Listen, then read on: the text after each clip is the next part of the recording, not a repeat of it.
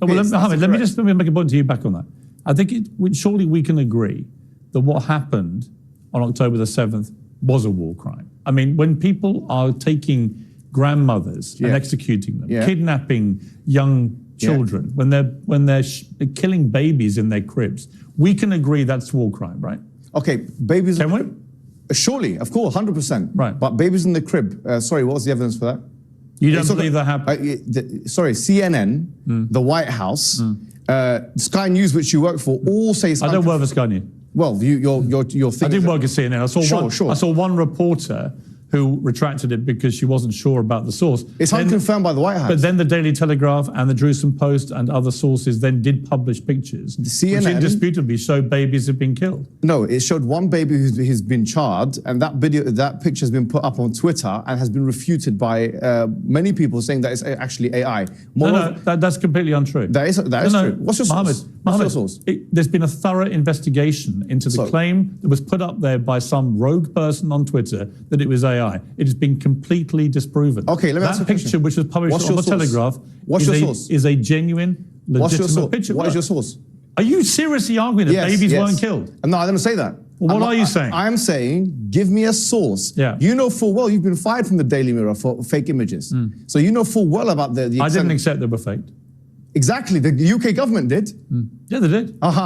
Because the UK government, just to be clear, had waged, in my view, an illegal war in Iraq. So you're allowed to go against the government, and I'm not allowed to go against the Israeli government? Of course you're allowed to. So tell me now, what's the source? You seem to be making a lot of presumptions about me, Mohammed. Yes, I was the softball question. I was the editor. Ambassador of no, they weren't. I put all the questions to the ambassador. I was editor of the Daily Mirror when we opposed the Iraq war on the grounds that I believed it was an illegal war. I still believe that to this day. I think it stained this country. Fantastic. I don't think you even knew that.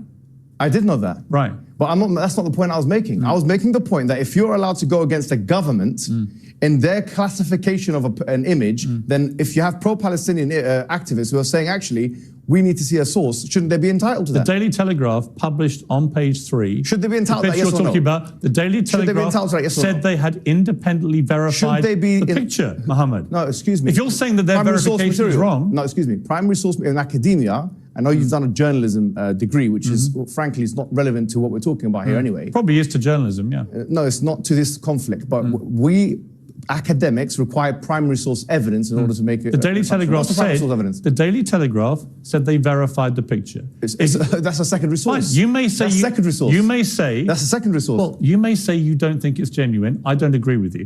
But the wider point. That was my point. I said I want a source. I just want to see the evidence. I don't know what we're arguing about here. You're not contesting that babies were killed. No, I'm saying I want to see the evidence. So why are you picking on the semantics of the veracity of one picture, which has been verified by British journalists? Why are you picking on that? British journalists are not an example authority. Of somehow this wasn't as bad as it seems. British journalists are not an academic authority. You know that full well. You've been fired from Daily Mirror for that very purpose. What I'm saying to you is this: putting this issue to the side, I think you're trying to use it as a red herring to move away from the bigger issues. What red herring? This is a red herring because already 1,023 children have been killed in Gaza. That's why. And you didn't ask the ambassador that question. I literally asked the ambassador. I said 3,000 people have already been killed in a week in Gaza. Well, you didn't ask her whether she even listen to my interview with the ambassador. I did listen, but excuse me. Well, don't put words in my mouth or say I didn't ask a question. Let me ask you a question. Do you condemn the killing of those children by the IDF? I tell you what I condemn. Yes or no? I'm going to answer your question honestly and truthfully. Sure.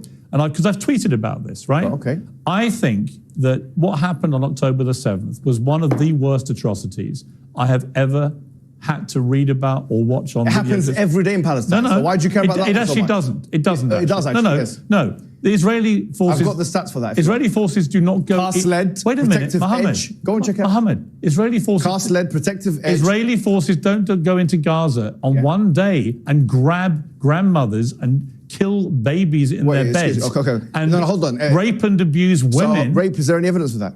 It's been multiple reports in multiple mainstream media publications. Well, you're going to sit here and deny everything, No, right? I'm not denying anything. You are. No, I accept that some civilians have been killed. I do accept this. And I already said... You don't believe any of the reports that women were raped? No, I didn't say that. I said that it's still to be do you think they were raped? No, I don't know. It's like the Russell Brand thing. You said we don't know. We need to see the evidence. So why do you apply two different standards? Okay, so when it's Israel, we know they're raped. When it's Russell Brand, you don't know because you're friend. No, it's been reported by legitimate news sources. When it's Israel, you know they're raped. But when it's Russell Brand, you don't know. When it's Russell Brand, you don't know if they're raped. There's no comparison between Russell Brand and what's happened. It's the same thing. It's a rape allegation. Why are you stuttering? I'm not stuttering. You are stuttering.